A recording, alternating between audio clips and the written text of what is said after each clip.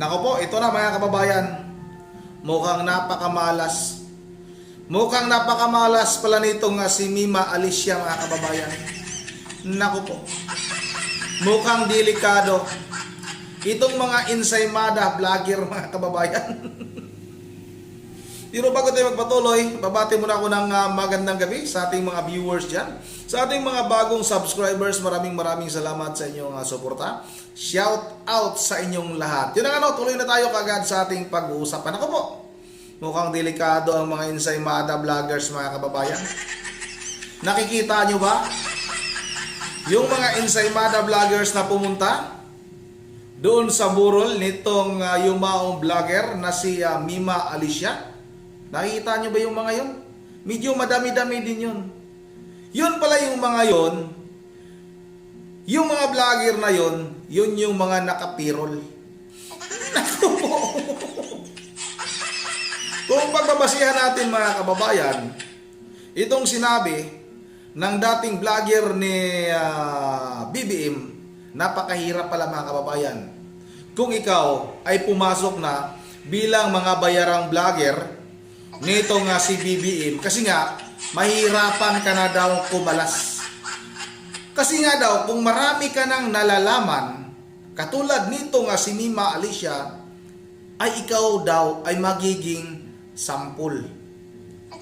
Pang-sampul ka daw mga kababayan. Ibig sabihin, ikaw daw ay tsutsuguin dahil marami ka nang alam para yung iba mong mga kasamahan na nasa pirol mga kababayan ay matatakot ng kumalas. Kung baga sa mga kababayan, nakatali na itong mga insaymada vlogger sa liig. Kung pababasihan natin itong sinabi nitong si Haring Ungas TV na dati ring vlogger. Original na vlogger daw ito mga kababayan, although hindi ko masyadong napapanood ito. Pero nga, ayon sa salaysay niya, siya daw ay isang original na BBM vlogger. Pero nga, mga kababayan, tumiwalag siya, bumaliktad siya dahil nga hindi niya na masikmura ang pinagagawa nitong si BBM. Kahit daw bayaran siya ng magkanong halaga, hindi na daw niya kayang ipagtanggol itong si BBM dahil nga grabe daw yung mga ebidensya.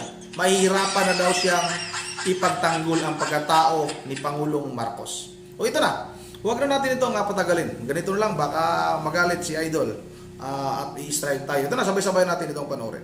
Ang mga hinala ko noon. Nasampula na si Mima Alicia. Kayo mga vlogger ni BBM, hindi kayo mga vlogger ni BBM dati. Mga vlogger kayo ni Lene. Kayo ang kabardagulan ko noon. Ako ang tunay na vlogger ni BBM noon noong 2019 hanggang 2022. Itong mga vlogger ni BBM ngayon, sumipsip lang kayo kay BBM ngayon para ganon. Ganon daw mga vlog, ganon. Aminin niyo ba na sa hindi? Tira. Dati akong vlogger ni BBM. Mayroon talagang ganyan. Ang pinagkaiba lang natin, mga bangag, bumaliktad ako noong nalaman ko na ang hirap ipagtanggol ni BBM. Dahil kitang-kita ang mga ebidensya, mga witness na nag-umpisa na siyang magganyan, mangurakot. 2022, umupo si BBM pagka-presidente. May video ko ipakita sa inyo mamaya. Patunayan kung gaano ko kadayard ni BBM noon. Kaya mga vlogger dyan na walang alam, naku, good luck sa inyo dahil may isusunod na naman sa inyo dyan. Naku po. Si Mima Alicia, ang dami na kasing nalalaman ni Mima Alicia. Pinasok niya si Trillanes, pinasok niya si Claire Castro, pinasok na niya ang mga grupo na Naku po mga kababayan, mukhang delikado. Delikado itong mga insaymada vlogger mga kababayan. Kasi nga, ayon kay Ungas TV, meron pa daw isusunod. Ang tanong, sino kaya ang vlogger na yan? Sino kaya sa mga vlogger ni BBM? Nakikita naman natin mga kababayan, at inamin din naman nitong si Claire Castro, kasi nga pumunta sila sa burol ng namayapang vlogger na si Mima Alicia, andoon itong si Attorney Claire Castro. At itong si Attorney Claire Castro, umamin na rin ito mismo na itong mga vlogger niya ay talagang may briefing yan. May briefing daw. Itong si Mima Alicia daw, although hindi niya pa itong na-briefing, pero ayon kay Attorney Claire Castro, nag-uusap daw sila. Tumatawag daw itong si Mima Alicia kay Attorney Claire Castro. Ibig sabihin mga kababayan, sa pamamagitan ng tawag, itong si Attorney Claire Castro ay nagbibigay kung ano ba ang dapat nilang gawin, ano ba ang dapat nilang content, paano ba nila mumurahin, paano nila sisirain itong si Vice President Sara Duterte. Kaya, kayo mga vlogger, nako po, lagot kayo. Ito, patuloy natin ito. Kailangan sana. Ito. Dilawan. In short, marami na talagang alam si Mima Alicia.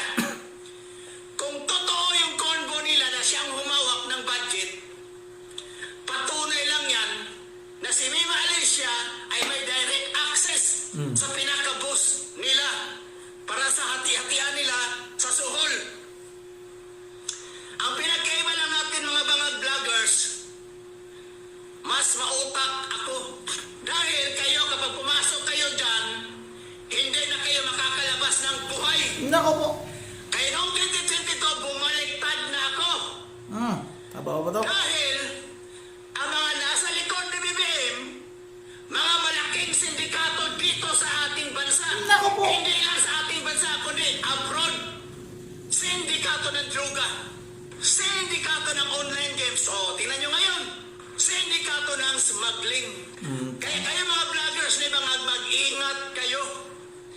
Kaya ako kumala sa pagiging vlogger ni BBM kahit may ganyan dahil ayaw ko magmukhang tanga sa publiko. Ayaw ko magmukhang bangag sa publiko.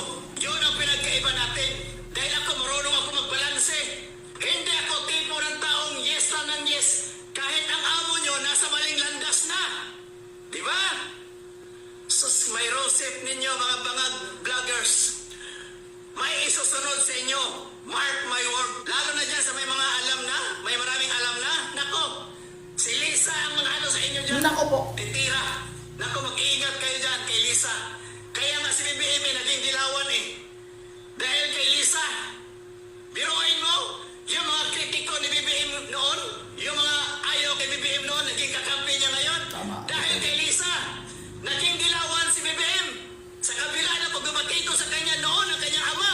Yan po ang patunay kung gaano kabangag si BBM. So kayo mga vloggers dyan, manood kayo. Ito ako noon kung gaano ko kamahal si BBM noon, kung gaano ko na-obsess si BBM noon. BBM na BBM ang bungangap. Yun ang ano mga kababayan, may katotohanan itong mga sinabi ni Haring Ungas TV mga kababayan. Na itong administrasyon ni Pangulong Marcos Jr. ay napalibutan na talaga ito ng mga sindikato. Kung maalala niyo mga kababayan, kung napanood ninyo noon, si Yumaong Persilapid. Sinabi na rin noon ni Persilapid mga kababayan, na itong administrasyong Marcos ay napalibutan na. Napalibutan na ng mga sindikato. At kung anong-anong mga sindikato mga kababayan. Kaya kawawa itong mga vlogger na ito. Kawawa. Sabagay, hindi kawawa mga kababayan kasi mga walang hiya naman pala yan. Nakalimutan ko. Walang hiya pala yung mga vlogger na yan. May isusunod pa daw mga kababayan bukod kay Mima Alicia. Itong si Mima Alicia, siya yung pinakaunang chinugi mga kababayan. Dahil nga, di ba? Doon sa usapan sa pagitan ni Attorney Claire Castro at nitong si Mima Alicia. Inamin naman mismo ni Attorney Claire Castro mga kababayan na nag-uusap talaga sila ni Mima Alicia. Inamin naman niya doon mismo sa harap ng burol ni Mima Alicia na nagtatawagan sila. Doon nga sa usapan nila, sinabi na ni Mima Alicia na gusto niya ng kumalas. Kaya nga mga kababayan, pag ikaw daw ay kumalas sa grupo na yan, sa sindikato na yan, yari ka. Tsutsugiin ka talaga. Kaya ganun ang nangyari kay Mima Alicia. Kaya itong mga Ensaymada vlogger, naku, mag-ingat kayo. Tapos pag natsugi kayo, ibibintang nyo naman sa mga DDs. Napakawalang hiya nyo naman. Kayo yung gumawa ng inyong sariling libingan. Tapos ibibintang nyo ngayon sa mga DDs. Ang babait kayo ng mga vlogger na DDs, mga kababayan. Ang babait niyan. Yun na no, hanggang dito na lang muna.